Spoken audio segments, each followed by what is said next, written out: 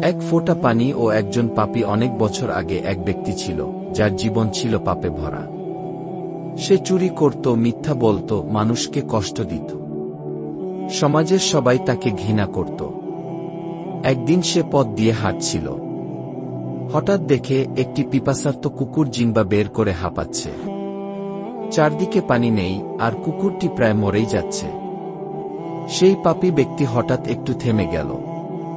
নিজের পায়ের জুতো খুলে কাছের কুয়ো থেকে পানি ভরে কুকুরটিকে পানি দিল। এই ছোট্ট কাজটি সে করেছিল নিঃস্বার্থভাবে, শুধু কুকুরটির কষ্ট দেখে।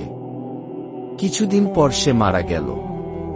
সবাই ভাবল, এই পাপী ব্যক্তি নিশ্চয়ই জাহান্নামে যাবে। কিন্তু আল্লাহ পাক জান্নাতে তার জন্য জায়গা রাখলেন। কেন? কারণ সেই এক ফোঁটা পানির কাজ, একটি প্রাণীর প্রতি দয়া, আল্লাহর কাছে এতই প্রিয় হয়েছিল যে তিনি তার সব পাপ ক্ষমা করে দিয়েছিলেন। উপদেশ: আমরা যত ছোটই হোক, কোনো ভালো কাজকে তুচ্ছ ভাবা উচিত না। আল্লাহ সবকিছু দেখেন এবং সবচেয়ে ছোট দয়াটুকু অমূল্য মনে করেন।